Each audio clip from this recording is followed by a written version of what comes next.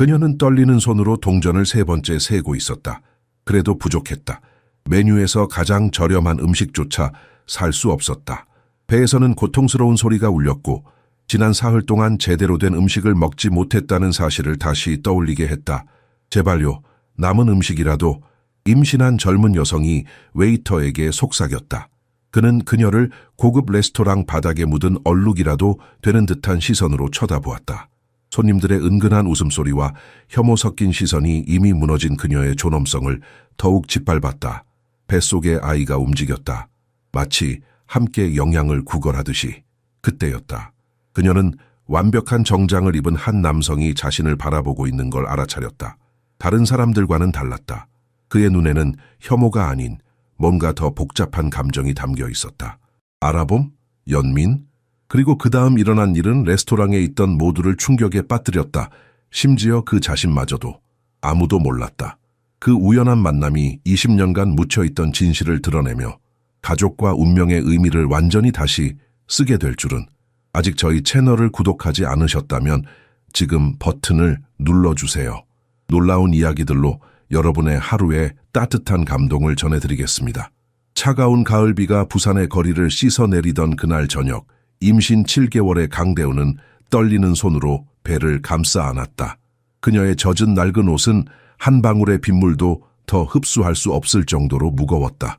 3일 동안 제대로 된 음식을 먹지 못한 그녀의 얼굴은 창백했고 눈에는 굶주림과 절망이 깊게 새겨져 있었다. 오늘이 마지막이야. 대우는 마음속으로 중얼거렸다. 오늘도 안 되면. 그녀는 생각의 끝을 이어가지 못했다.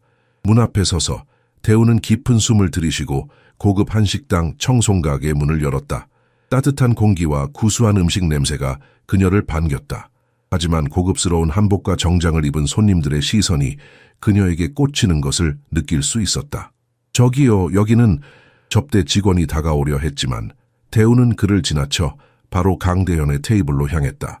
부유한 사업가 강대현은 15만 원짜리 한우 등심을 자르다가 문득 고개를 들었다. 그의 앞에 서 있는 임신한 여성의 모습에 그는 젓가락을 테이블 위에 내려놓았다. 레스토랑이 갑자기 조용해졌다. 무슨 일이십니까? 대현의 목소리는 부드러웠지만 단호했다. 제발 도와주세요. 대운의 목소리는 거의 속삭임에 가까웠다. 3일 동안 아무것도 먹지 못했어요. 아기가. 그녀는 말을 잇지 못했다. 주변 테이블에서 속삭임이 들려왔다. 또 사기꾼이야. 저런 여자들 요즘 많아. 임신한 척하는 거겠지. 경비를 불러야 해. 대현은 이런 소리들을 들으며 눈살을 찌푸렸다. 그는 대운이 떨고 있는 것을 보았다. 추위 때문만이 아니라 그 자리에 서 있는 것 자체가 수치스러워서였다. 앉으세요. 대현이 맞은편 의자를 가리켰다. 손님, 이런 분은 밖에서. 종업원이 급하게 다가왔다. 네, 손님입니다. 대현의 목소리에는 반박의 여지가 없었다. 이분을 위한 상을 하나 더 차려주세요. 그리고 따뜻한 귤차도 가져다 주세요. 빨리요. 종업원은 당혹스러운 표정으로 인사하고 물러났다. 대우는 의자에 앉았지만 그녀의 몸은 여전히 경계심으로 굳어 있었다. 왜 저를 도와주시는 거예요? 대현은 그녀를 자세히 바라보았다. 젖은 머리카락 사이로 보이는 그녀의 눈에는 의심과 두려움 그리고 작은 희망이 공존하고 있었다. 도움이 필요해 보여서요. 그는 단순하게 대답했다. 저는 강대현입니다. 당신은요? 강대운이에요. 그녀는 자신의 성이 그와 같다는 것에 놀란 듯했다. 대운 씨, 오늘 밤은 원하는 것을 다 드세요. 걱정하지 마세요. 대현이 말했다. 음식이 도착했을 때 대운의 눈에서는 눈물이 흘러내렸다. 그것은 단순한 음식이 아니었다. 그것은 오랫동안 그녀가 느끼지 못했던 인간적인 온기였다. 그리고 그녀는 알지 못했지만 그 만남은 그들의 삶을 영원히 바꿔놓을 것이었다. 대우는 천천히 마치 인생에서 가장 소중한 식사인 것처럼 한 입 한 입 음식을 맛보았다. 반찬 하나하나, 밥 한 그릇, 국 한 그릇은 그녀에게 생명줄과도 같았다. 대현은 그녀의 모습을 보며 가슴이 아팠다. 그는 한 번도 배고픔이 어떤 것인지 경험해 본 적이 없었다. 더 드세요. 충분히 드셔야 해요. 대현이 말했다. 대우는 고개를 들어 그를 바라보았다. 종업원은 분명한 불쾌감을 숨기지 못한 채 음식을 내려놓았지만 그녀는 개의치 않았다. 그녀의 세상에서는 이런 경멸의 시선이 낯설지 않았다. 어디서 지내고 계신가요? 대현이 조심스럽게 물었다. 대우는 젓가락을 내려놓았다. 그녀의 눈에 순간적으로 부끄러움이 스쳤다. 거리에서요. 비가 오지 않을 때는 한강 다리 밑에서 자요. 그녀의 대답은 너무나 직설적이었다. 대현은 자신도 모르게 주먹을 꽉 쥐었다. 아기 아버지는요? 임신 사실을 알고 떠났어요. 대운의 목소리는 감정이 없었다. 그는 부유한 집안의 아들이었어요. 빈민가 여자의 아이를 키우기를 거부했죠. 그 말에 대현의 분노가 치솟았다. 어떻게 사람이 임신한 여성을 버릴 수 있을까? 그것도 자신의 아이를 가진 여성을. 가족은요? 도움을 청할 사람이. 16살 때 어머니를 암으로 잃었어요. 대운이 말했다. 그 이후로 세상에 혼자예요. 대현은 갑자기 그녀에게서 오랫동안 보지 못했던 무언가를 보았다. 진실된 사람, 실제 고통과 꿈을 가진 사람, 그가 매일 접하는 가식적인 사람들과는 너무나 다른 사람. 임신 몇 개월이세요? 그가 물었다. 7개월이요. 대운이 배를 쓰다듬으며 대답했다. 대현은 결정을 내렸다. 대운 씨, 제안이 있어요. 아기가 태어날 때까지 제 별채에서 지내시는 건 어떨까요? 비어있는 집이에요. 다른 의도는 없습니다. 단지 도움이 필요한 사람을 돕고 싶을 뿐이에요. 대운은 눈을 크게 떴다. 와예요? 왜 낯선 사람을 그렇게 도와주시는 거예요? 대현은 잠시 생각에 잠겼다. 그도 정확한 이유를 몰랐다. 다만 그녀를 그냥 지나칠 수 없었다. 저도 모르겠어요. 그냥 도와야 할 것 같았어요. 대운의 눈에서 눈물이 흘러내렸다. 그녀는 떨리는 손으로 대현의 손을 꽉 잡았다. 당신은 신이 보낸 천사예요. 저와 아기를 구하기 위해. 하지만 대현은 자신도 어떤 의미에서는 구원받고 있다고 느꼈다. 그는 계좌에 수십억 원이 있음에도 불구하고 수년간 공허함을 느끼며 살아왔다. 지금 대운이 감사하게 식사하는 것을 보면서 그는 오랜만에 진정한 목적의식을 경험하고 있었다. 제 제안을 받아들이시겠어요? 대현이 다시 물었다. 대운은 천천히 고개를 끄덕였다. 네, 고맙습니다. 두 사람의 눈이 마주쳤다. 그들은 아직 알지 못했지만 그 순간 그들의 운명은 영원히 얽히게 되었다. 계산해 주세요. 대현이 종업원을 불렀다. 그는 카드를 건넨 후 대운에게 미소를 지었다. 이제 가시죠. 당신 집으로요? 대운이 여전히 의심스러운 듯 물었다. 우리 집으로. 대현이 부드럽게 정정했다. 식당을 나서자 비는 더욱 거세게 내리고 있었다.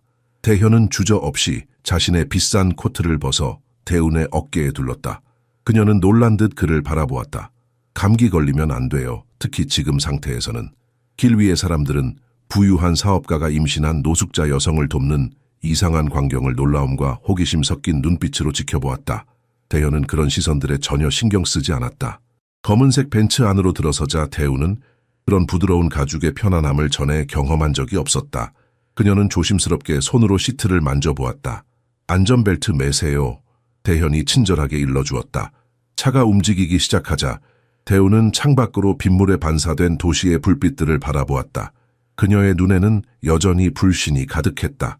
대운 씨, 대현이 천천히 말을 이었다. 이 순간부터 당신은 더 이상 노숙자가 아닙니다. 당신은 존중받을 만한 한 여성이고 곧 소중한 생명을 세상에 데려올 예비 엄마입니다. 대운의 눈에서 눈물이 흘러내렸다. 그녀는 몇 달 만에 처음으로 희망이라는 감정을 느꼈다.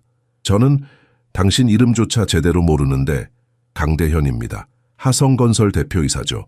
그가 대답했다. 하성건설. 대운이 놀라 중얼거렸다. 그녀는 그 이름을 알고 있었다. 부산에서 가장 큰 건설 회사 중 하나였다. 부담 갖지 마세요.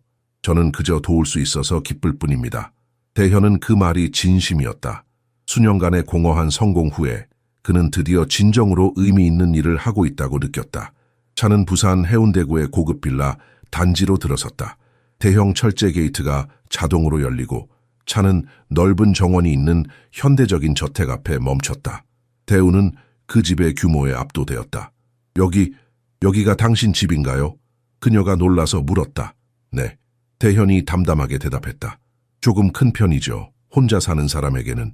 대우는 어떻게 한 사람이 이렇게 큰 곳에서 혼자 살 수 있는지 이해할 수 없었다. 그녀의 전체 인생이 한 평 남짓한 공간에서 이루어졌는데 차괴차를 주차하면서 대현은 대운을 바라보며 자신의 삶의 공허함을 새삼 깨달았다. 많은 돈, 사랑 없음, 많은 성공, 행복 없음. 어쩌면 그가 조용히 말했다. 이 상황에서 구원받는 것은 저일지도 모릅니다. 집 안으로 들어서자 대우는 비싼 그림들, 고급 가구와 대리석 계단을 보고 입을 다물지 못했다. 그녀가 지금까지 보아온 세상과는 완전히 다른 세계였다. 원하는 방은 어디든 사용하셔도 됩니다. 대현이 말했다. 2층에 방이 4개 있어요. 주방에는 음식이 있고 욕실에서는 따뜻한 물로 목욕할 수 있습니다. 대우는 갑자기 자신의 초라한 모습이 부끄러워졌다. 이런 고급스러운 집에 자신 같은 사람이 있는 것이 어울리지 않았다. 정말 괜찮은 건가요?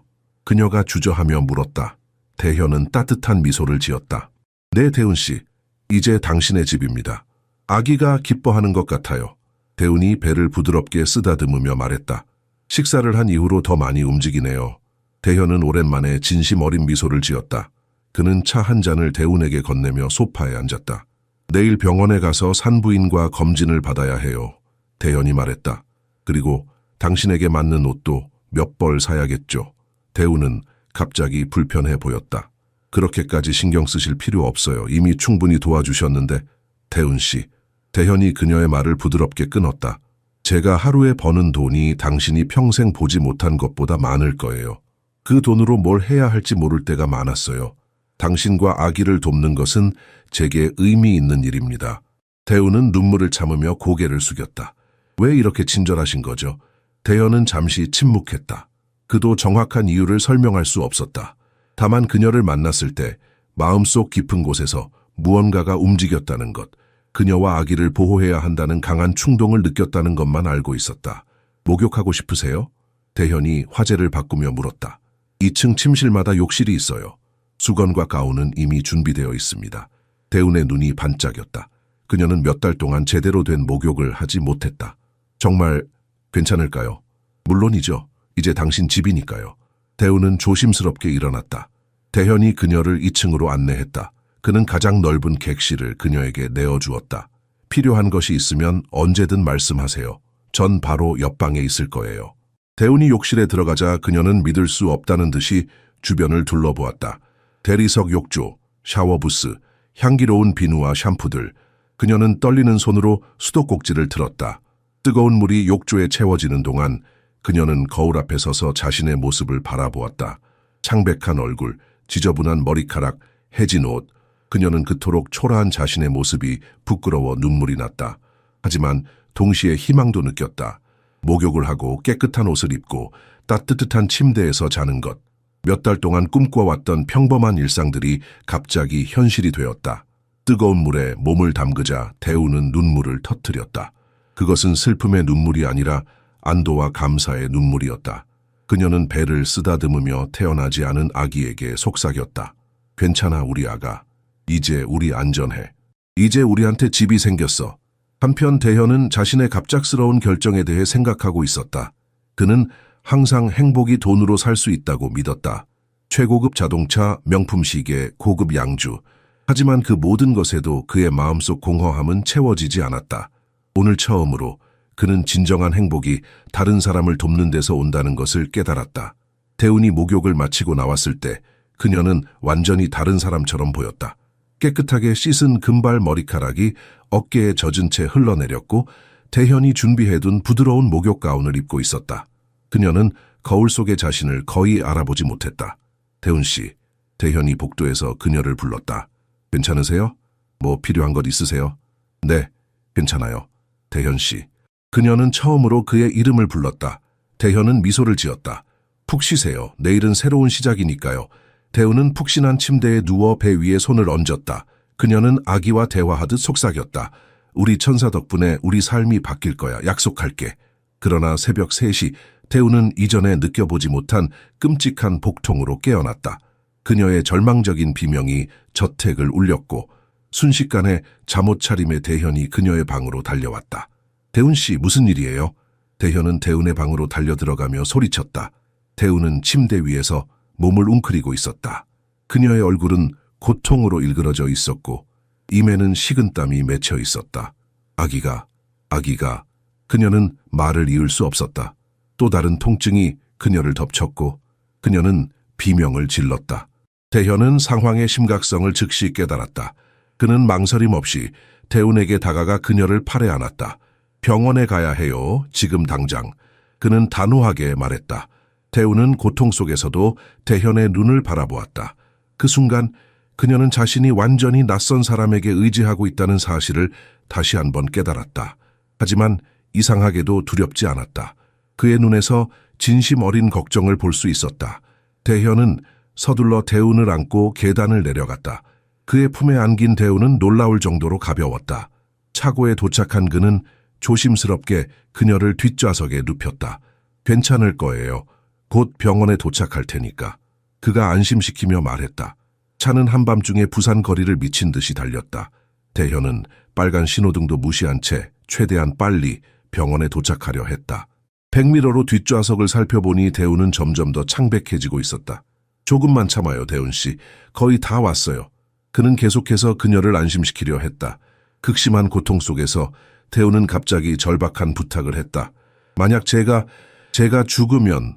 그녀의 목소리는 떨리고 있었다. 제 아기를 돌봐주세요. 제발. 대현은 그 말에 가슴이 찢어지는 듯했다.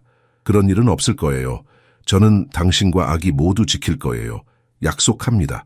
하지만 그의 목소리에서 두려움이 느껴졌다. 대현의 눈에서는 뜨거운 눈물이 흘러내렸다. 그는 왜 자신이 이렇게까지 감정적으로 되는지 이해할 수 없었다.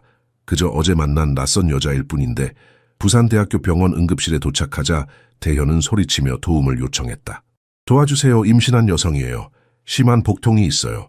간호사들이 재빨리 휠체어를 가져왔고 대운은 신속하게 응급실로 옮겨졌다. 대현은 복도에서 초조하게 걸어다니며 기다렸다.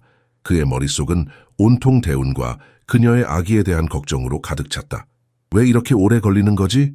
그는 중얼거렸다. 1시간이 지났지만 영원처럼 느껴졌다. 마침내 의사가 응급실에서 나왔다. 대현은 즉시 그에게 달려갔다. 어떻습니까? 그녀와 아기는 괜찮습니까? 그는 의사의 팔을 붙잡으며 물었다. 의사의 표정은 심각했다. 대현의 심장이 얼어붙는 것 같았다. 환자분은 지금 안정되었습니다. 의사가 말했다. 하지만 검사 중에 중요한 사실을 발견했습니다. 무슨 말씀이세요?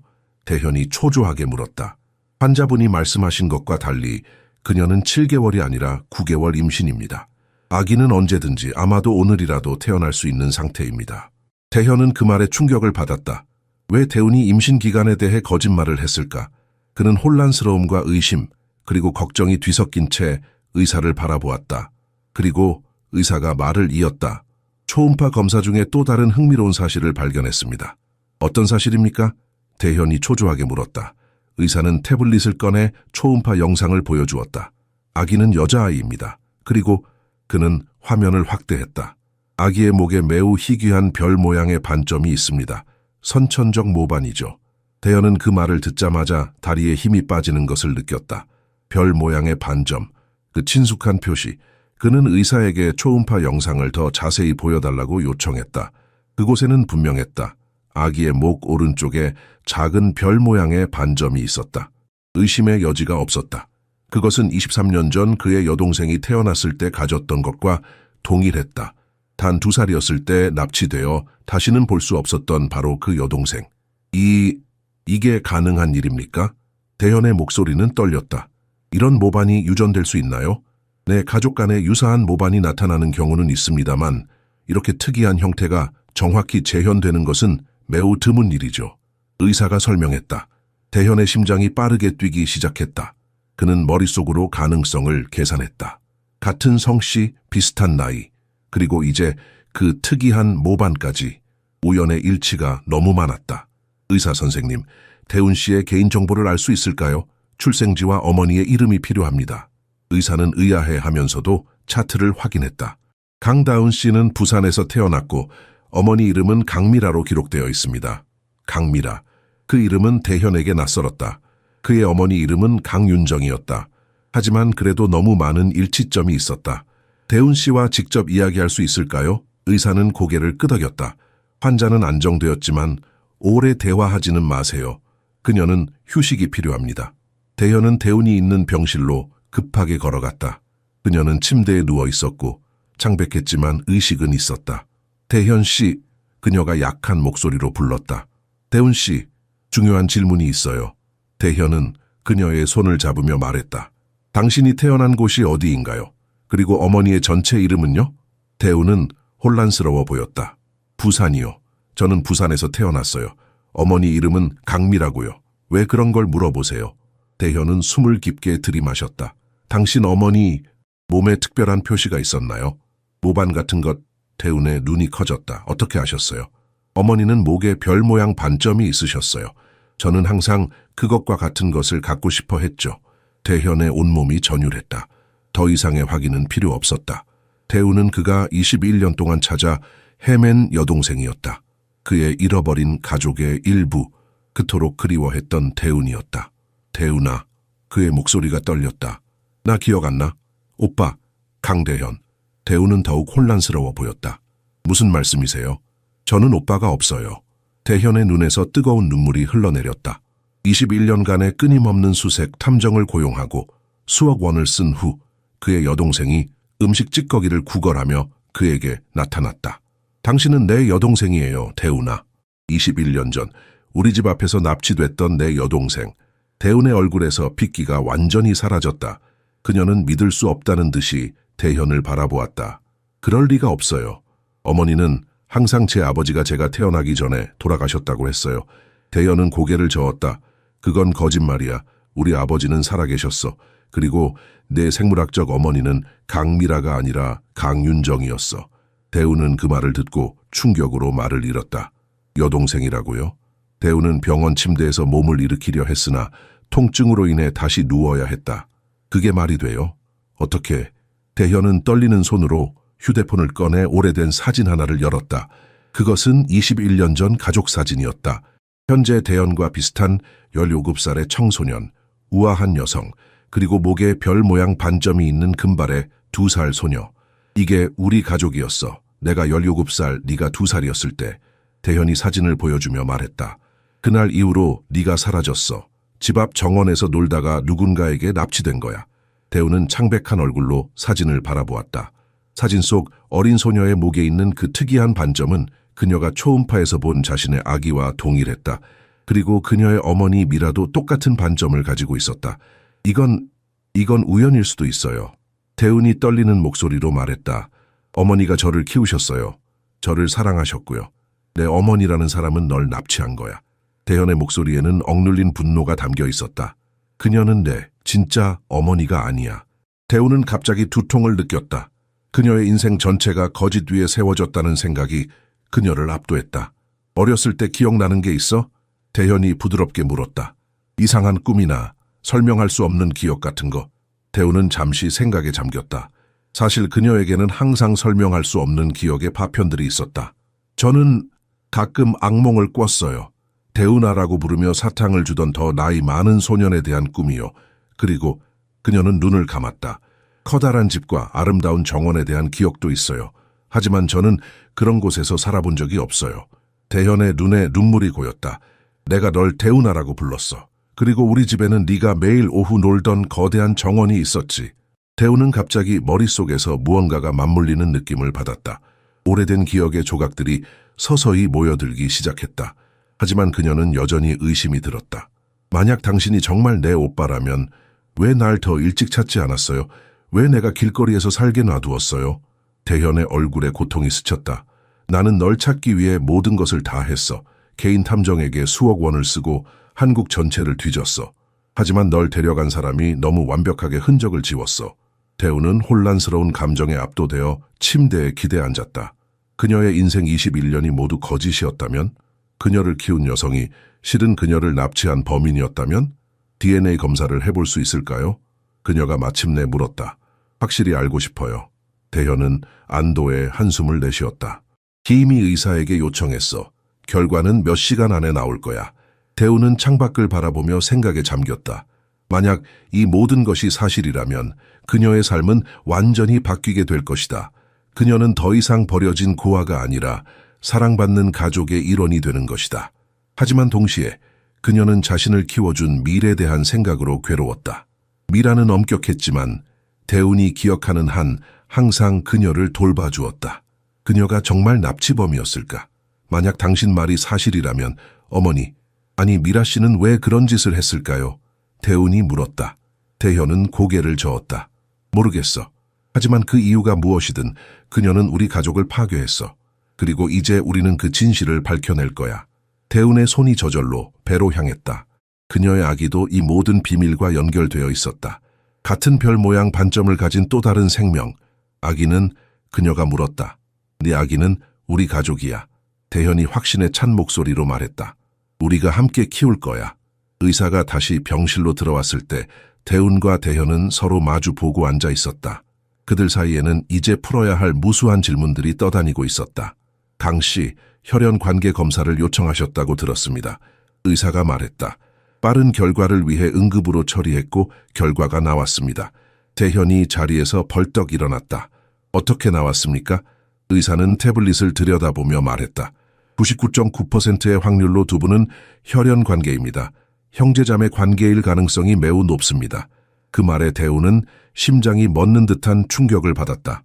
그녀는 갑자기 숨을 쉴 수 없었고 방이 빙글빙글 돌기 시작했다. 그리고 마침내 의식을 잃었다. 대우나, 대현이 그녀에게 달려갔다. 의사와 간호사들이 재빨리 움직여 대운의 상태를 확인했다. 다행히 그것은 일시적인 쇼크 반응일 뿐이었고 곧 그녀는 의식을 되찾았다. 대운이 눈을 떴을 때 대현은 여전히 그녀 옆에 있었고 그녀의 손을 단단히 잡고 있었다. 그의 눈에는 눈물이 가득했다. 네가 정말 내 여동생이었어. 그가 떨리는 목소리로 말했다. 내가 드디어 널 찾았어. 대우는 천천히 현실을 받아들이기 시작했다. 21년 동안 그녀는 자신이 버려진 아이라고 생각해왔다. 하지만 실제로는 누군가가 그녀를 찾고 있었다. 그녀에게는 가족이 있었다. 오빠. 그녀는 처음으로 그 단어를 내뱉었다. 그것은 낯설면서도 이상하게 친숙하게 느껴졌다. 대현은 어린 시절 이후로 그렇게 울지 않았다. 그는 대운의 손을 꽉 쥐고 있었다. 미안해, 대운아. 너를 더 빨리 찾지 못해서 네가 이렇게 고생하게 해서. 대운은 천천히 고개를 저었다. 당신이, 아니, 오빠가 어떻게 알 수 있었겠어요? 나도 내가 납치된 줄 몰랐는데. 그녀는 갑자기 미래에 대한 생각으로 마음이 아팠다. 자신을 키워준 여성, 그녀가 어머니라고 불렀던 사람이 실은 그녀를 납치한 범인이었다니. 미라 씨는 왜 나를 데려갔을까요?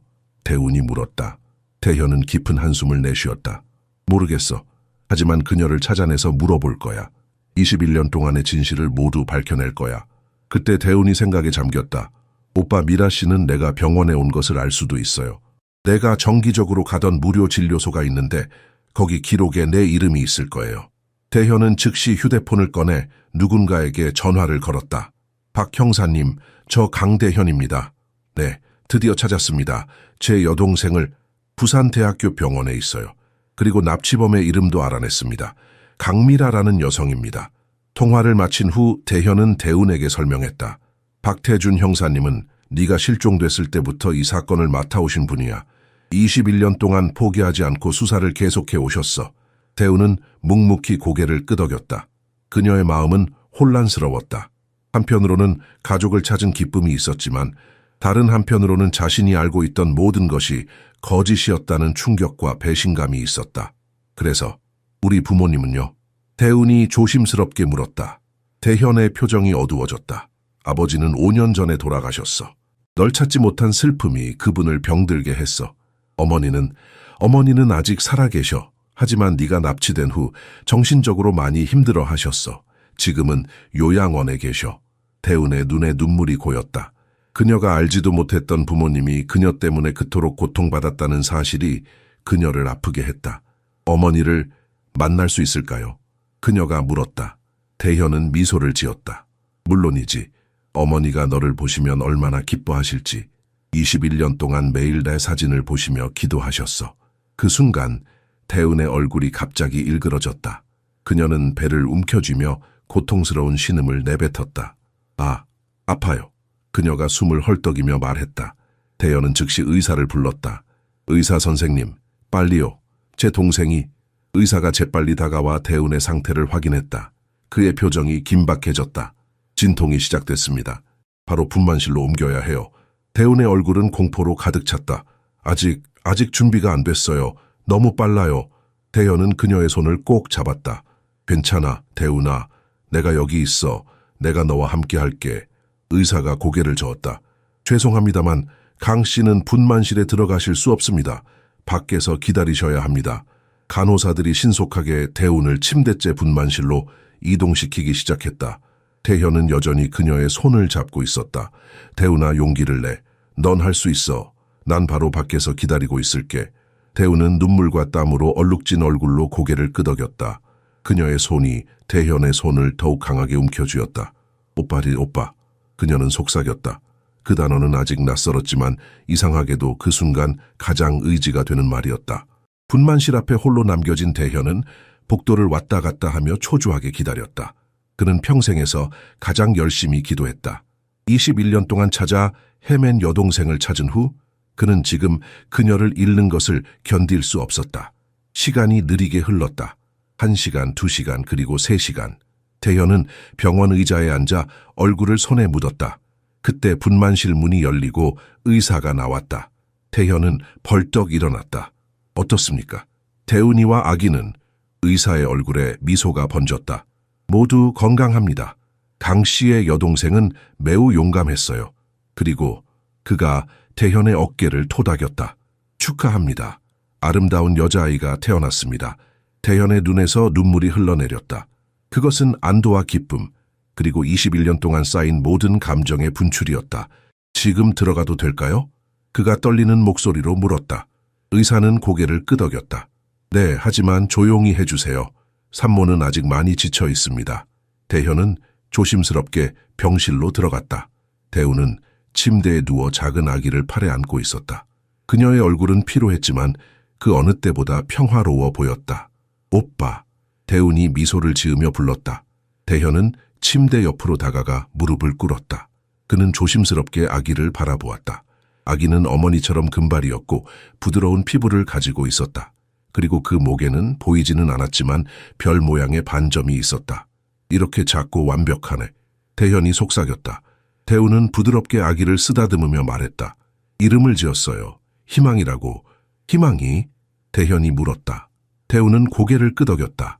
네, 시왕, 희망. 내가 가족을 다시 찾았을 때 태어났으니까. 그리고 이 아이가 우리 모두에게 새로운 희망이 될 테니까. 태현은 조심스럽게 손을 뻗어 아기의 작은 손가락을 만졌다. 희망이는 본능적으로 그의 손가락을 꽉 잡았다. 안녕 희망아. 태현이 떨리는 목소리로 말했다. 난 내 이모부, 아니 외삼촌이야. 앞으로 널 정말 잘 보살펴줄게. 약속할게. 대우는 눈물을 흘리며 미소 지었다. 21년 동안의 고통과 외로움 끝에 그녀는 마침내 가족을 찾았다. 그리고 지금 그녀는 새로운 생명을 세상에 데려왔다. 그것은 희망의 시작이었다. 희망이의 작은 손가락이 태연의 손가락을 꽉 잡고 있는 모습에 대우는 감동의 눈물을 흘렸다. 생후 몇 시간 된 아기가 이미 자신의 외삼촌과 유대감을 형성하고 있는 것 같았다. 오빠, 우리가 식당에서 다시 만난 건 정말 운명이었나 봐요. 대운이 감격에 찬 목소리로 말했다. 그날 밤 내가 다른 식당에 갔더라면 우리는 지금도 서로를 모른 채 살고 있었을 거예요. 대연은 고개를 끄덕였다. 난 항상 내 삶에 뭔가 빠져 있다고 느꼈어. 아무리 성공해도 아무리 돈을 벌어도 그 공허함은 채워지지 않았지. 이제 알겠어. 그건 바로 가족이었어. 그들이 희망이의 탄생을 조용히 축하하는 동안 병원 창문 너머로 한 여성이 그들을 지켜보고 있었다. 약 50세의 그 여성은 대운을 키운 미라였다. 그녀는 대운이 병원에 입원했다는 소식을 듣고 달려왔지만 창문을 통해 본 광경에 숨어서 지켜볼 수밖에 없었다. 대운이, 내 딸, 미라는 창백한 얼굴로 중얼거렸다. 그녀는 자신의 가장 끔찍한 비밀이 곧 드러날 것을 알았다.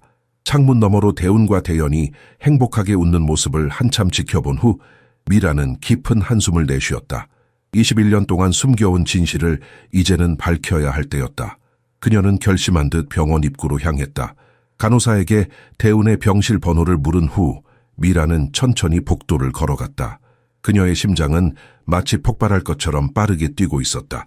마침내 병실 앞에 도착한 그녀는 문을 두드리기 전 잠시 멈춰서서 깊은 숨을 들이마셨다. 들어오세요. 대현의 목소리가 들렸다. 미라가 조심스럽게 문을 열고 들어서자 병실 안의 공기가 순간적으로 얼어붙은 듯했다. 대현은 그녀를 보자마자 자리에서 벌떡 일어났다. 어머니! 태훈이 놀란 목소리로 외쳤다. 태연의 얼굴이 순식간에 굳어졌다. 당신이 강미라? 미라는 창백한 얼굴로 천천히 고개를 끄덕였다. 그녀의 눈에는 두려움과 후회가 가득했다. 태훈아, 미라가 떨리는 목소리로 말했다. 너한테 할 말이 있어. 그리고 그녀는 대현을 향해 고개를 돌렸다. 강대현 씨, 당신은 위험합니다. 지금 당장 제 딸과 이야기해야 해요. 대현의 눈에 분노가 번쩍였다. 당신의 딸이라고? 대훈이는 내 여동생이요. 당신은 21년 전에 그녀를 납치한 범인이잖아. 오빠, 진정해요. 대훈이 중재하려 했지만 대현은 격분한 상태였다.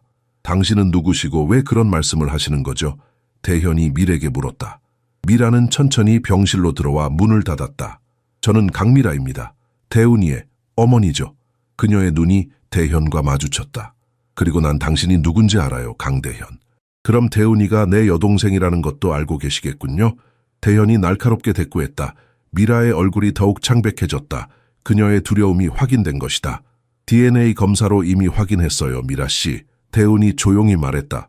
오빠가 맞아요. 저는 21년 전에 납치됐던 강대훈이에요. 미라는 침대 옆 의자에 힘없이 주저앉았다. 그녀의 얼굴에는 복잡한 감정들이 교차했다. 이제 모든 진실을 말해야 할 때가 온 것 같네요. 미라가 깊은 한숨을 내쉬었다. 대훈아, 그리고 대현 씨, 21년 전에 있었던 일에 대한 진실을 말씀드리겠습니다. 대현은 여전히 분노에 차 있었지만 진실을 알고 싶은 마음이 더 컸다.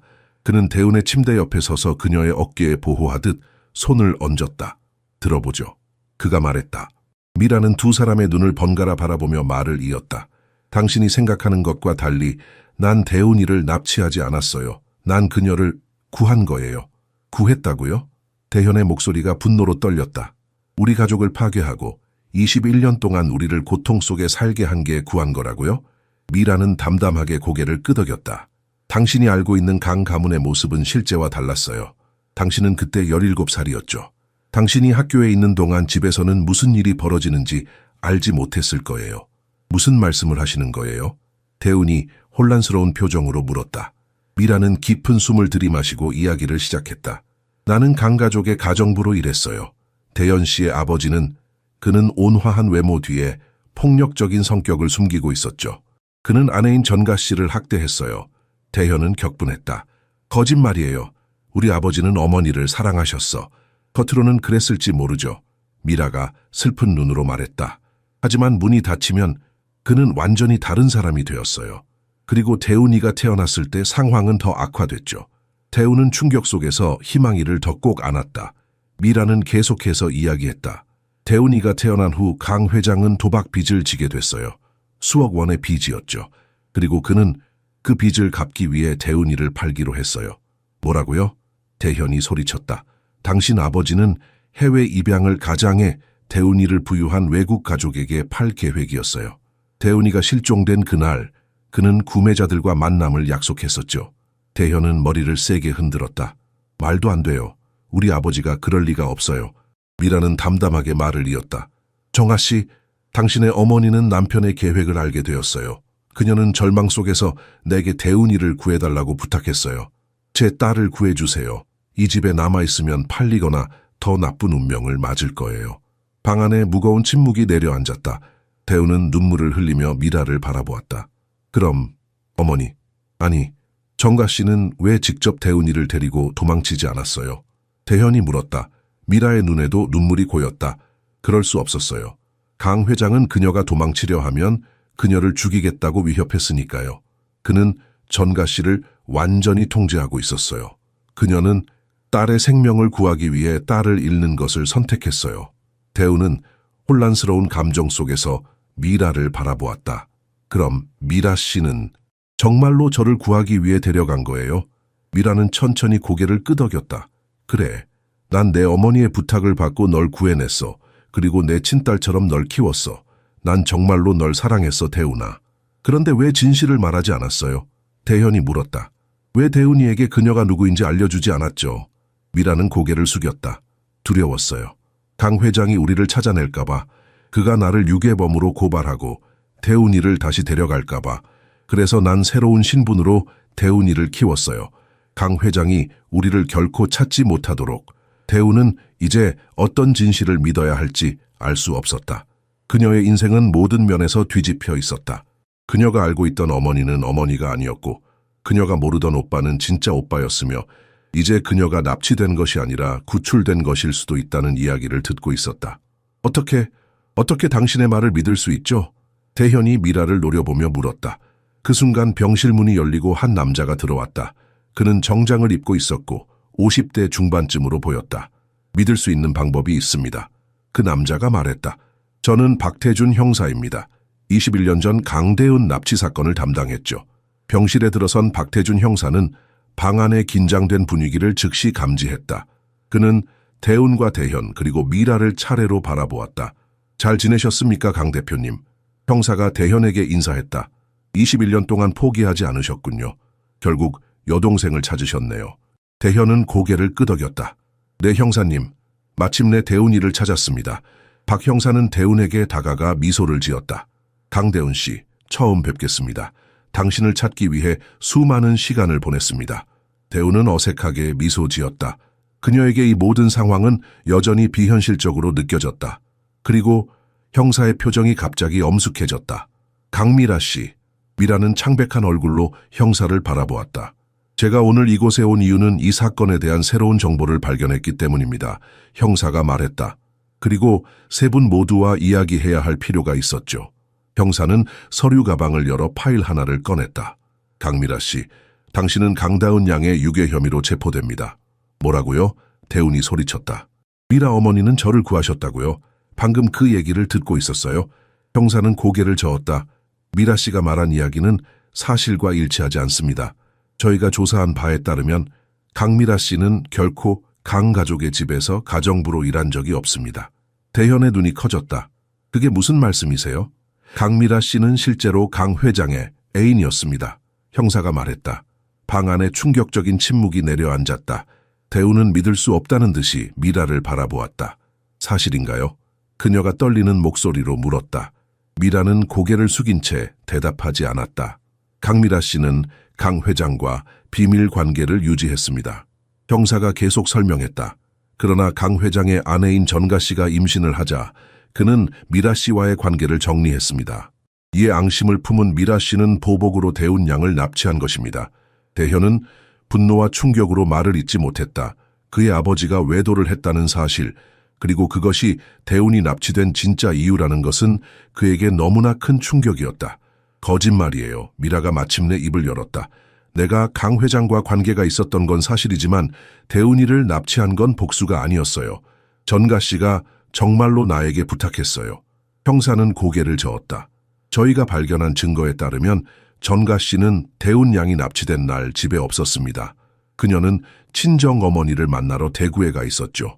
미라의 얼굴이 창백해졌다. 그녀는 더 이상 변명할 수 없었다. 대운은 혼란과 배신감으로 가득 찬 눈으로 미라를 바라보았다. 어머니, 아니, 미라 씨, 왜 그런 거짓말을 하셨어요? 평생 동안 저를 속이셨어요? 미라는 눈물을 흘리며 대운의 손을 잡으려 했지만 대운은 손을 뿌리쳤다.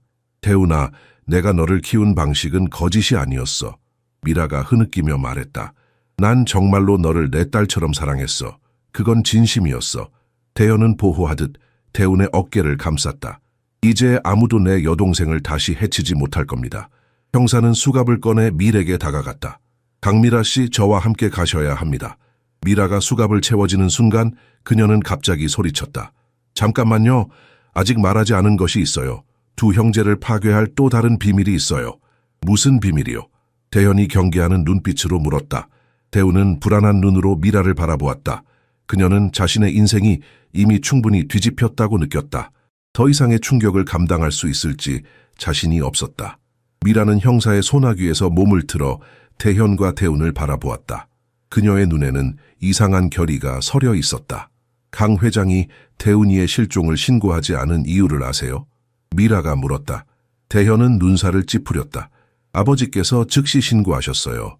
경찰이 출동했고 탐정들이 고용되었죠. 미라는 쓴웃음을 지었다. 경찰 신고는 당신이 학교에서 돌아와서 대운이가 없다는 것을 알게 된 후에야 이루어졌어요. 그 전에 강 회장은 몇 시간 동안 아무것도 하지 않았죠. 그게 무슨 의미인가요? 대운이 물었다. 그는 대훈이가 사라진 것을 알고도 신고하지 않았어요. 왜냐하면 미라는 잠시 숨을 고르더니 계속했다. 대훈이가 그의 친딸이 아니라는 것을 알고 있었으니까요. 방 안에 충격적인 침묵이 흘렀다. 대현은 마치 주먹으로 맞은 것처럼 휘청거렸다. 무슨 말도 안 되는 소리를 그가 중얼거렸다. 대훈이는 전가 씨와 집 정원사 사이의 비밀 관계에서 태어났어요. 미라가 말을 이었다. 강 회장은 이 사실을 알고 있었고 대훈이를 항상 냉대했죠. 그래서 그녀가 사라졌을 때 처음에는 크게 신경 쓰지 않았어요. 대훈은 충격으로 입을 다물지 못했다. 대현도 마찬가지로 놀란 표정이었다. 증거가 있나요? 박 형사가 물었다. 미라는 고개를 끄덕였다. 내 집에 문서들이 있어요. 강 회장이 전가 씨를 협박하기 위해 사용한 증거들이죠. 대현은 여전히 의아한 표정이었다. 하지만 그래도 대훈이는 어머니 쪽으로 내 여동생이잖아요. 미라는 깊은 한숨을 내쉬었다. 그게 문제는 전가 씨도 당신의 생물학적 어머니가 아니라는 거예요. 대현 씨. 대현의 얼굴에서 핏기가 사라졌다. 뭐라고요? 당신은 3살 때 입양되었어요. 미라가 조용히 말했다. 전가 씨는 아이를 가질 수 없었어요. 강 회장이 당신을 고아원에서 데려왔죠. 방 안에 무거운 침묵이 내려앉았다. 대현은 마치 모든 힘이 빠져나간 것처럼 의자에 주저앉았다. 그의 얼굴은 창백했고 눈에는 혼란과 상실감이 가득했다. 대우는 희망이를 품에 안은 채 눈물을 흘렸다. 그녀와 대현이 혈연 관계가 아니라는 사실이 그녀를 슬프게 했다. 겨우 찾은 가족인데 또다시 그 가족을 잃는 기분이었다. DNA 검사가 형제자매 관계를 확인했는데요. 대훈이 떨리는 목소리로 말했다. 박 형사가 개입했다. 그 검사는 정확한 혈연 관계까지 판별하진 않았습니다. 단지 유전적 유사성만 확인한 거죠. 두 분이 같은 부모를 가졌는지 아니면 부모 중 한 명만 공유하는지는 알 수 없습니다. 대현은 고개를 들어 미라를 바라보았다. 그의 눈에는 분노보다 깊은 상실감이 담겨 있었다. 이 모든 게 사실인지 어떻게 확인할 수 있죠? 그가 물었다. 미라는 대답했다. 제 집에 있는 서류들로요. 강 회장이 모든 것을 기록해 두었어요. 그리고 그녀는 잠시 망설였다. DNA 검사를 다시 하면 돼요. 더 정확한 검사로요. 대현은 손으로 얼굴을 감쌌다. 그의 인생 전체가 거짓 위에 세워진 것 같았다. 그가 알고 있던 모든 것이 의심스러워졌다. 대우는 조심스럽게 침대에서 일어나 대현에게 다가갔다. 그녀는 한 팔로 희망이를 안은 채 다른 손으로 대현의 어깨를 가볍게 쥐었다. 오빠. 아니 대현 씨. 그녀는 어떻게 그를 불러야 할지 갑자기 혼란스러웠다. 당신이 누구든 당신은 길거리에서 저를 구해주셨어요. 저에게 쉼터와 음식을 주셨고 병원에 데려와 주셨어요. 그게 중요한 거 아닐까요? 대현은 천천히 고개를 들어 대훈을 바라보았다. 그의 눈에는 눈물이 맺혀 있었다. 나는 대현의 목소리가 떨렸다. 나는 당신이 내 여동생이라고 믿었기 때문에 그 모든 일을 한 거예요. 대훈은 그의 말에 잠시 생각에 잠겼다. 그녀의 눈에는 이해와 지혜가 깃들어 있었다. 그렇다면 저는 여전히 당신의 여동생이에요. 그녀가 마침내 말했다. 우리가 같은 부모에게서 태어났든 아니든 저에게는 아무것도 바뀌지 않았어요. 저는 당신을 제 오빠로 받아들였어요. 대현은 그녀의 말에 놀란 듯 고개를 들었다. 가족은 단지 피로만 정의되는 게 아니에요. 대훈이 계속해서 말했다. 가족은 서로에 대한 사랑과 보살핌으로 정의되는 거죠. 당신은 아무런 의무 없이 저를 도와주셨어요. 그것이 진정한 가족이 하는 일이라고 생각해요. 그녀의 말은 대현의 마음에 깊은 위로가 되었다. 그는 대훈이 그토록 성숙하고 지혜롭다는 사실에 새삼 놀랐다. 박 형사는 미라의 팔을 잡고 방 밖으로 데리고 나갔다. 강미라 씨, 저희와 함께 가셔야 합니다. 그리고 말씀하신 서류들에 대해 자세히 알아봐야겠습니다. 문이 닫히고 병실에는 대훈과 대현 그리고 희망이만 남았다. 갑작스러운 침묵이 두 사람 사이를 감쌌다. 서로에 대해 어떻게 생각해야 할지, 어떻게 행동해야 할지 혼란스러웠다. 저를 도와주신 것을 후회하세요? 대훈이 마침내 침묵을 깨고 물었다. 대현은 단호하게 고개를 저었다. 아니요, 전혀요. 오히려 당신을 만난 것은 내 인생에서 최고의 결정이었어요. 그럼 이제 어떻게 될까요? 대훈이 조심스럽게 물었다. 저와 희망이는, 대현은 그녀의 말을 끊었다. 당신과 희망이는 내 집에서 계속 지낼 수 있어요. 우리가 혈연 관계가 아니라는 게 밝혀졌다고 해서 그것이 바뀌지는 않아요. 대훈의 눈에 안도의 빛이 어렸다. 그녀는 희망이를 더 가까이 끌어안았다. 우리는 대현이 말을 이었다. 우리는 계속해서 가족으로 지낼 수 있어요. 다른 종류의 가족이지만. 대우는 미소 지었다. 네, 그래요. 새로운 종류의 가족. 대현은 잠시 생각에 잠겼다. 그의 눈에는 불확실함이 깃들어 있었다. 대훈 씨, 솔직히 묻고 싶은 게 있어요. 그가 조심스럽게 말했다. 당신은 정말로 계속 나와 함께 살고 싶은 건가요? 의무감이 아니라 당신의 의지로? 대훈은 몇 시간 만에 처음으로 환하게 미소 지었다. 그녀의 미소는 병실의 무거운 분위기를 한순간에 밝게 만들었다. 대현 씨, 당신은 제게 아무것도 없을 때 쉼터를 주셨어요. 배고플 때 음식을 주셨고, 아플 때 의료 지원을 해주셨어요. 그런 사람과 함께 있는 것은 의무가 아니라 축복이에요. 그녀의 말에 대현의 눈에 눈물이 맺혔다. 그는 감정을 억누르려 노력했지만 그의 마음은 이미 무너져 내리고 있었다. 그렇다면 희망이는요?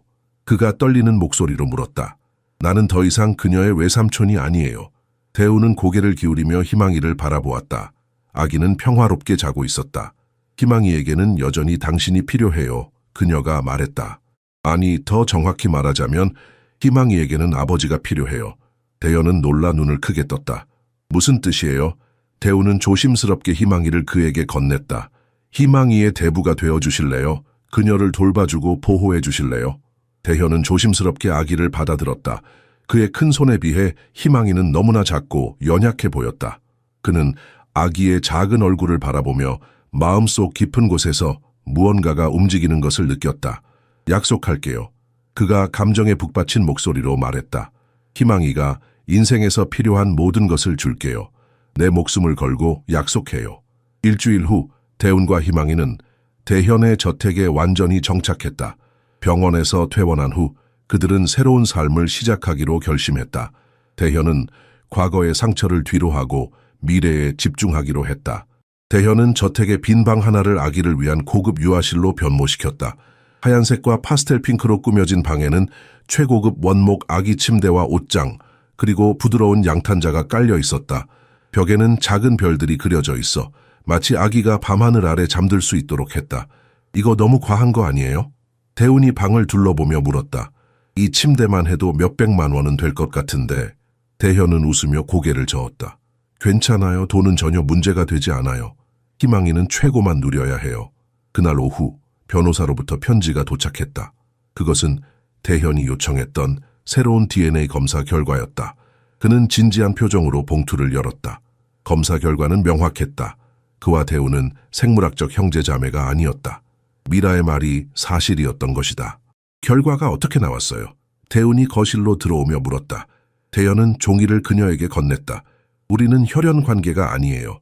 대훈은 종이를 읽고 천천히 고개를 끄덕였다. 예상했던 결과네요. 실망했어요. 대현이 조심스럽게 물었다. 대훈은 미소 지었다. 아니요. 제가 이미 말했잖아요. 가족은 피보다 더 중요한 것으로 정의된다고요. 당신은 여전히 제 선택된 가족이에요. 대현은 그녀의 지혜에 다시 한번 감동받았다. 그들은 함께 저녁 식사를 하기로 했다. 식사 중 대훈은 문득 궁금한 점이 생각났다. 대현 씨, 왜 결혼하지 않으셨어요? 당신 같은 부유하고 매력적인 남자라면 많은 여성들이 있었을 텐데요. 대현은 와인잔을 돌리며 한참을 생각했다. 솔직히 말하자면 나를 진정으로 사랑하는 사람을 만나지 못했어요. 대부분의 여성들은 내 재산이나 지위에만 관심이 있었죠. 그는 쓴웃음을 지었다. 그래서 결국 혼자 살게 됐어요. 이 큰 집에서. 외롭지 않으셨어요? 대훈이 물었다. 많이 외로웠죠. 대현이 솔직하게 대답했다. 하지만 이제는 괜찮아요. 당신과 희망이가 있으니까. 상호성으로 대현도 대훈에게 질문했다. 대훈 씨는 어떤가요? 희망이 아버지와는 어떻게 된 건가요? 대훈의 표정이 어두워졌다. 저는 2년 동안 진지한 관계가 있었어요. 정우라는 남자였죠. 그는 오토바이 사고로 사망했어요. 그녀는 잠시 말을 멈추고 숨을 고르더니 계속했다. 희망이의 아버지는 전구가 죽은 후 제가 취약한 순간에 만난 사람이에요. 그는 부유한 집안의 아들이었고 제가 임신했다는 사실을 알게 되자 저를 버렸어요. 대현은 분노를 느꼈지만 표정을 관리했다. 정말 미안해요. 그런 일을 겪으셨다니. 괜찮아요. 대훈이 미소 지었다. 이제는 희망이가 있으니까요. 그리고 당신도. 대현은 그녀의 용기와 강인함에 감탄했다. 대훈 씨는 정말 놀라운 사람이에요. 당신은 자신을 진정으로 사랑하고 존중하는 사람을 만날 자격이 있어요. 대현 씨도 마찬가지예요. 대운이 따뜻하게 대답했다. 당신도 진정한 사랑을 받을 자격이 있어요. 그 순간 아기 모니터에서 희망이의 울음소리가 들렸다. 대운은 자리에서 일어났다. 수유할 시간이네요. 그녀가 말했다. 대현도 함께 일어섰다. 도와드릴게요. 대운은 그를 멈춰 세웠다. 아니에요. 이건 제가 할 수 있어요. 그동안 충분히 도와주셨어요. 대운 씨, 대현이 진지하게 말했다. 모든 것에 감사하다는 말을 하고 싶어요. 대운은 미소를 지으며 고개를 저었다. 감사할 필요 없어요. 우리는 가족이니까요. 한 달이 지난 어느 아침, 대운은 거울 앞에 서서 자신의 모습을 바라보았다. 그녀는 이제 거의 알아볼 수 없을 정도로 달라져 있었다. 길거리에서 생활하며 갖게 된 창백함과 수척함은 사라지고 건강한 혈색이 돌아온 얼굴에는 부드러운 미소가 머물고 있었다. 규칙적인 식사와 편안한 생활은 그녀의 몸과 마음에 놀라운 변화를 가져왔다. 대현이 준 실크 가운을 입고 아래층으로 내려간 대운은 부엌에서 아침 식사를 준비하고 있는 대현을 발견했다. 그는 앞치마를 두르고 프라이팬에서 계란을 뒤집고 있었다. 좋은 아침이에요. 대운이 인사했다. 대현은 미소를 지으며 돌아보았다. 잘 잤어요? 희망이는요? 네, 둘 다 잘 잤어요. 희망이는 이제 밤에 3시간씩 자네요. 작은 기적이죠. 대운이 웃으며 말했다. 그들은 테라스에서 함께 아침 식사를 했다. 따스한 봄 햇살이 정원을 비추고 새들이 지저귀는 평화로운 아침이었다. 대현 씨, 대운이 갑자기 진지한 표정으로 말했다. 제가 직업을 찾고 싶어요. 대현은 놀란 듯 그녀를 바라보았다. 직업이요? 왜요? 돈이 필요하신가요? 대운은 고개를 저었다. 돈 문제가 아니에요. 그냥 뭔가 의미 있는 일을 하고 싶어요. 제 자신의 삶을 만들어가고 싶어요. 대현은 잠시 생각에 잠겼다. 이해해요. 하지만 희망이는 어떻게 하실 거예요? 낮에만 일할 수 있는 직업을 찾을 거예요. 그리고 대운이 머뭇거렸다. 보모를 고용할 수도 있겠죠. 물론 제가 비용을 낼 거예요. 대현은 미소 지었다. 대운 씨가 독립적으로 살고 싶어 하는 마음은 이해해요. 하지만 보모 비용을 걱정할 필요는 없어요. 내가 기꺼이 도와드릴게요. 대운은 고개를 저었다. 고맙지만 저는 영원히 당신에게 의존하고 싶지 않아요. 희망이와 제 삶은 제가 책임져야 해요. 대현은 그녀의 결심에 감동받았다. 그는 잠시 생각하더니 제안했다. 우리 회사에서 일하는 건 어떨까요? 당신 회사요? 대운이 놀라서 물었다. 네, 내 개인 비서로요. 이전 비서가 얼마 전에 퇴사했거든요. 내가 모든 것을 가르쳐 드릴게요. 대운은 의심스러운 표정을 지었다. 제가 그런 일을 할 수 있을까요? 저는 대학도 졸업하지 못했고 어떤 경력도 없는데 당신은 똑똑하고 배우려는 의지가 있어요. 그게 가장 중요한 자질이에요. 대현이 확신에 찬 목소리로 말했다. 게다가 당신보다 더 신뢰할 수 있는 사람이 어디 있겠어요? 대운의 눈이 반짝였다. 정말요? 정말로 저를 고용하실 거예요? 물론이죠. 월요일부터 시작하는 건 어떨까요? 대운은 기쁨에 차서 고개를 끄덕였다. 정말 감사해요. 실망시키지 않을게요. 다음 날, 대현은 대운을 데리고 백화점에 갔다. 그는 그녀에게 회사에 적합한 옷을 몇 벌 사주었다. 우아한 블라우스, 정장 바지, 스커트, 그리고 고급 구두까지. 대운은 피팅룸에서 나와 대현 앞에 섰을 때 그는 잠시 말을 잊었다. 네이비 블루 정장을 입은 그녀는 마치 태어날 때부터 비즈니스 세계에 속했던 것처럼 보였다. 어때요? 대운이 조금 쑥스러워하며 물었다. 대현은 미소를 지었다. 완벽해요. 마치 당신을 위해 만들어진 것 같네요. 그날 밤 대운은 새 옷들을 정리하며 자신의 변화된 삶에 대해 생각했다. 불과 몇 달 전 그녀는 다리 밑에서 추위에 떨며 다음 끼니를 걱정하고 있었다. 그리고 이제 그녀는 고급 저택에서 살며 곧 대기업에서 일하게 될 것이다. 그녀는 희망이의 방으로 가서 자고 있는 아기를 지켜보았다. 우리 삶이 얼마나 달라졌는지 믿을 수 있니, 희망아? 그녀가 속삭였다. 이제 엄마는 내게 더 나은 미래를 줄 수 있을 것 같아. 월요일 아침, 대우는 떨리는 손으로 블라우스의 단추를 잠갔다. 오늘은 그녀의 첫 출근일이었다. 그녀는 거울 앞에 서서 자신의 모습을 다시 한번 점검했다. 깔끔하게 묶은 머리, 은은한 화장, 그리고 단정한 네이비, 블루 정장은 그녀에게 전문적인 이미지를 부여했다. 하지만 그녀의 눈에는 여전히 불안함이 서려 있었다. 실수하면 어떡하지? 그녀는 중얼거렸다. 대현이 그녀의 방문을 노크했다. 준비됐어요? 대우는 깊은 숨을 들이마시고 문을 열었다. 태현은 그녀를 보자 미소를 지었다. 와, 정말 멋져 보여요. 그가 진심 어린 목소리로 말했다. 긴장돼요. 대운이 고백했다. 제가 잘할 수 있을지 모르겠어요. 태현은 그녀의 어깨를 부드럽게 쥐었다. 걱정하지 마세요. 당신은 똑똑하고 배움이 빠를 거예요. 모든 걸 하나씩 가르쳐 드릴게요. 그들은 함께 아침 식사를 한 후 태현의 차로 하성건설 본사로 향했다. 고층 건물이 시야에 들어오자 태훈의 심장이 더 빨리 뛰기 시작했다. 로비에 들어서자 직원들이 공손하게 인사했다. 안녕하세요, 강 대표님. 태현은 대훈을 직원들에게 소개했다. 이분은 강다은 씨입니다. 오늘부터 제 새로운 비서로 일하게 될 거예요. 직원들은 호기심 어린 눈으로 대훈을 바라보았다. 일부는 미소를 지었지만 몇몇은 의아한 표정을 감추지 못했다. 왜 대표가 경험 없는 사람을 개인 비서로 고용했는지 궁금해하는 듯했다. 대현의 사무실은 건물 최상층에 위치해 있었다. 넓고 고급스러운 공간에는 한쪽 벽면이 통유리로 되어 있어 부산 시내를 한눈에 내려다볼 수 있었다. 대훈은 경외감을 느끼며 사무실을 둘러보았다. 여기가 당신의 책상이에요. 대현이 자신의 사무실 바로 앞에 있는 작은 공간을 가리켰다. 필요한 모든 것이 준비되어 있어요. 컴퓨터, 전화, 일정표. 대훈은 자신의 이름이 새겨진 명패를 보고 가슴이 뭉클해졌다. 강대훈 비서. 그녀는 평생 처음으로 자신만의 공간, 자신만의 직함을 가지게 되었다. 감사합니다. 그녀가 감정에 북받쳐 말했다. 대현은 미소 지었다. 자, 이제 업무에 대해 설명해 드릴게요. 그는 대훈에게 기본적인 업무 절차, 전화 응대 방법, 일정 관리 방법 등을 가르쳤다. 대훈은 열심히 메모하며 모든 것을 빠르게 흡수했다. 오전 회의가 시작되기 전 대현은 대훈에게 회의 자료를 건넸다. 이것들을 미리 읽어보세요. 회의 내용을 이해하는 데 도움이 될 거예요. 회의실에서 대훈은 대현의 옆에 조용히 앉아 회의를 지켜보았다.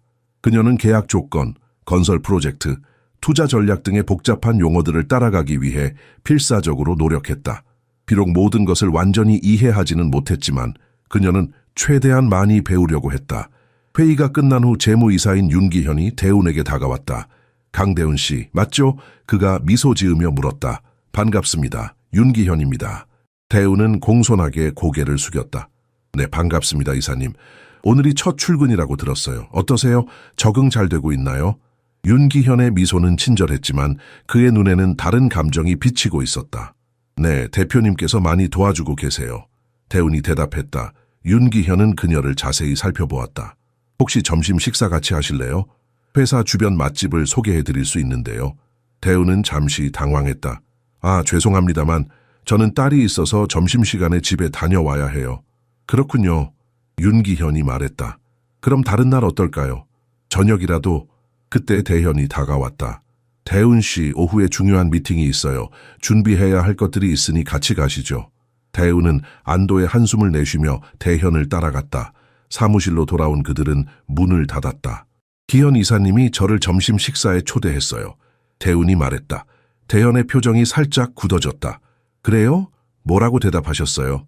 거절했어요. 희망이 때문에 집에 가야 한다고 했죠. 대현은 고개를 끄덕였다. 좋은 대답이었어요. 윤 이사는 여성 직원들에게 특별한 관심을 보이는 경향이 있거든요. 단지 예의상 초대를 수락할 필요는 없어요. 고마워요, 알려주셔서. 대훈이 말했다. 솔직히 조금 불편했거든요. 대현은 고개를 끄덕였다. 걱정하지 마세요.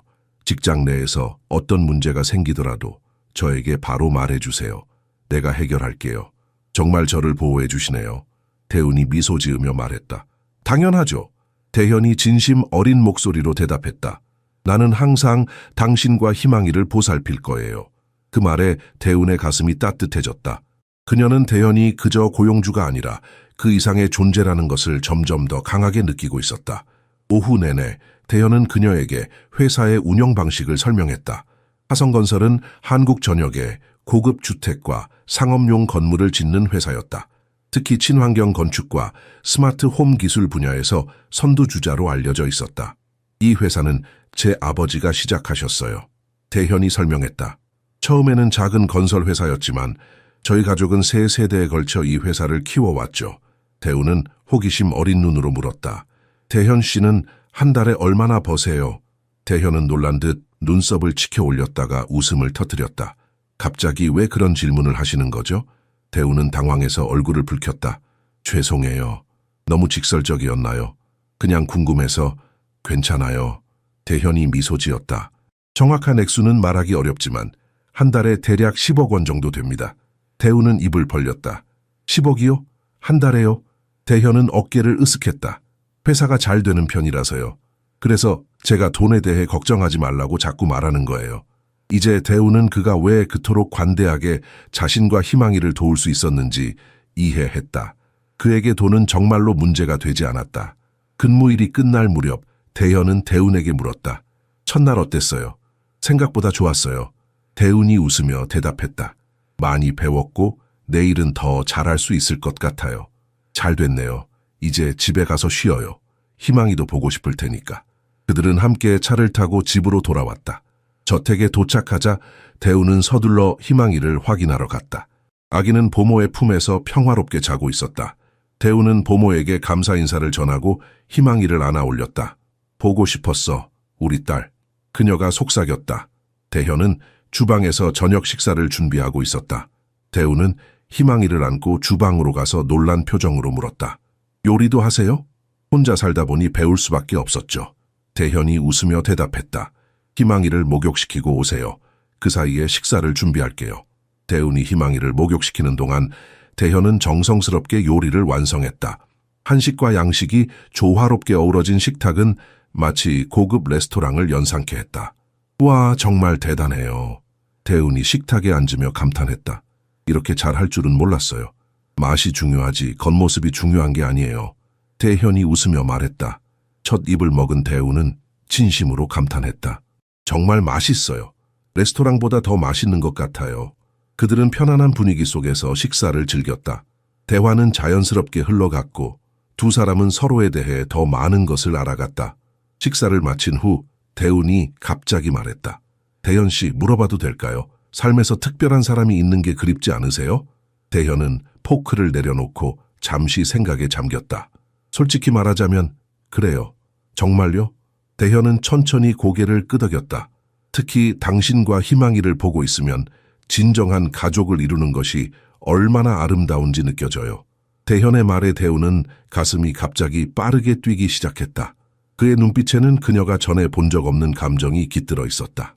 대현 씨, 그녀는 말을 이었다. 그 말씀은 대현은 천천히 숨을 내쉬었다. 당신에게 말해야 할 것이 있어요, 대운 씨. 테이블 위의 공기가 순간 무거워졌다. 대운은 자신의 심장 소리가 들릴 정도로 긴장했다. 나는 당신에게 점점 더 깊은 감정을 느끼고 있어요. 대현이 마침내 입을 열었다. 처음에는 당신을 여동생으로 생각했지만 지금은 다른 감정이에요. 대운은 숨을 들이마셨다. 그녀도 최근 대현에 대한 자신의 감정이 변화하고 있음을 느꼈지만 그것을 인정하기가 두려웠다. 이런 말을 해서 미안해요. 대현이 계속했다. 우리 관계가 어색해질까봐 오랫동안 말하지 않았어요. 하지만 더 이상 숨길 수가 없어요. 대우는 여전히 말을 잇지 못했다. 그녀의 마음은 혼란스러웠다. 대현은 그녀의 구원자였고 친구였고 한때는 그녀가 오빠라고 생각했던 사람이었다. 이제 그가 다른 감정을 표현하고 있었다. 괜찮아요. 대현이 부드럽게 말했다. 지금 당장 대답하지 않아도 돼요. 생각할 시간이 필요하다면 이해해요. 대우는 천천히 고개를 끄덕였다. 네, 생각할 시간이 필요할 것 같아요. 테이블에서 일어난 대우는 희망이를 확인하러 2층으로 올라갔다. 아기는 평화롭게 자고 있었다. 대우는 창가에 서서 정원을 바라보며 생각에 잠겼다. 그녀는 대현에 대해 어떤 감정을 가지고 있는 걸까? 처음에는 그저 감사함과 존경심이었다. 하지만 함께 지내면서 그의 따뜻함과 배려, 그리고 그가 희망이에게 보여주는 애정에 그녀의 마음은 점점 더 움직이고 있었다. 이건 단지 의존 때문일까? 그녀는 스스로에게 물었다. 어쩌면 그녀는 오랜 고난과 외로움 끝에 안정을 제공해준 사람에게 자연스럽게 끌리는 것일지도 모른다. 하지만 동시에 그녀는 대현이 지금까지 만난 가장 특별한 남자라는 것을 부정할 수 없었다. 그의 성격, 그의 웃음, 그의 작은 습관들, 모든 것이 그녀의 마음을 따뜻하게 했다. 다음 날 아침 아파트 안에는 어색한 침묵이 감돌았다. 대운과 대현은 식탁에서 마주 앉았지만 어젯밤의 대화 이후 눈을 마주치지 못했다. 어제 말한 것 때문에 미안해요. 대현이 마침내 침묵을 깼다. 당신을 불편하게 하고 싶지 않았어요. 대우는 천천히 고개를 들었다. 미안해할 필요 없어요. 솔직하게 말해주셔서 오히려 고마워요. 출근길, 차 안에서도 그들은 거의 대화하지 않았다. 회사에 도착하자 대우는 곧바로 자신의 책상으로 향했고 대현은 사무실에 고립되어 있었다. 점심시간 기현 이사가 다시 대운에게 다가왔다. 오늘은 어떠세요? 좀 안색이 좋지 않아 보이네요. 그가 걱정스러운 듯 물었다. 대우는 작은 미소를 지었다. 괜찮아요. 감사합니다. 그냥 좀 피곤해서요. 기현은 그녀의 옆에 앉았다. 혹시 고민이 있으신가요? 도움이 필요하시면 말씀하세요. 대우는 잠시 망설이다가 물었다. 기현 이사님, 혹시 가족처럼 여겨지던 사람이 갑자기 당신에게 사랑에 빠졌다고 말한다면 어떻게 하시겠어요? 기현의 눈이 커졌다. 아, 그런 일이 있으셨군요. 대우는 얼굴을 붉혔다. 제 얘기가 아니라 그냥 친구 얘기예요. 기현은 미소 지었다. 물론이죠. 그럼 당신의 친구는 그 감정에 답하고 싶으신가요? 대우는 그 질문에 대해 깊이 생각했다. 그녀는 정말로 대현에게 그런 감정을 가지고 있는 걸까? 그녀는 문득 자신이 매일 아침 그를 보기 위해 일어나는 것을 기대한다는 것을 깨달았다. 그의 미소가 그녀의 하루를 밝게 만들고 그가 희망이를 안는 모습을 볼 때마다 그녀의 가슴이 따뜻해진다는 것을 잘 모르겠어요. 그녀가 솔직하게 대답했다. 기현은 이해하는 듯 고개를 끄덕였다. 사랑은 장소나 사람을 선택하지 않아요. 때로는 가장 예상치 못한 곳에서 찾아오죠. 진정한 감정이라면 그것을 잘못된 것으로 여길 필요는 없어요. 하지만 우정을 망치게 될까봐 두려워요. 대운이 속삭였다. 어쩌면 우정을 망치는 게 아니라 더 좋은 무언가로 발전시키는 것일 수도 있어요. 기현이 따뜻하게 말했다. 점심시간이 끝나갈 무렵 대운의 휴대폰이 울렸다. 메시지를 확인해보니 대현이었다. 오늘 점심 같이 먹을까요? 이야기할 것이 있어요.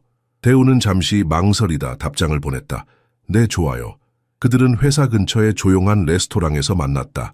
테이블에 마주 앉은 두 사람은 처음에는 어색한 침묵 속에 있었다. 긴장감이 너무 커서 거의 음식에 손을 대지 않았다. 대운 씨, 대현이 마침내 입을 열었다. 어젯밤 일에 대해 사과하고 싶어요.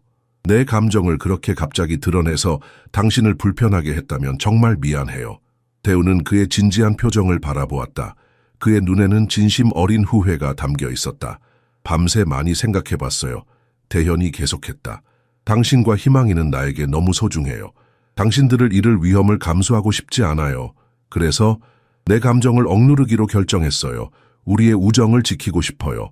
대우는 그의 말을 듣고 있었지만 마음속에서는 기현의 조언이 울려 퍼지고 있었다. 진정한 감정이라면 그것을 잘못된 것으로 여길 필요는 없어요. 대현 씨, 대운이 마침내 말했다. 저도 제 감정에 대해 혼란스러워요. 대현은 놀란 듯 그녀를 바라보았다. 무슨 뜻이죠? 대운은 깊은 숨을 들이마셨다. 처음에는 당신에게 그저 감사함만 느꼈어요. 집을 주고 음식을 주고 일자리를 주고 저와 희망이를 보살펴주는 당신에게요. 하지만 지금은 다른 무언가를 느끼고 있어요. 대현은 꼼짝 않고 그녀를 바라보았다. 그의 눈에는 희망과 불안이 교차했다. 그건 어쩌면 당신이 오랫동안 어려움을 겪은 후에 나타난 결핍감 때문일 수도 있어요. 그가 조심스럽게 말했다. 대우는 고개를 끄덕였다. 맞아요. 그럴 수도 있어요. 하지만 다른 한편으로는 제가 지금까지 만난 가장 특별한 남자에게 사랑에 빠지고 있는 것일 수도 있죠. 대현의 눈이 커졌다. 그는 테이블 위로 손을 뻗어 대운의 손을 잡았다. 정말요? 그의 목소리는 떨렸다.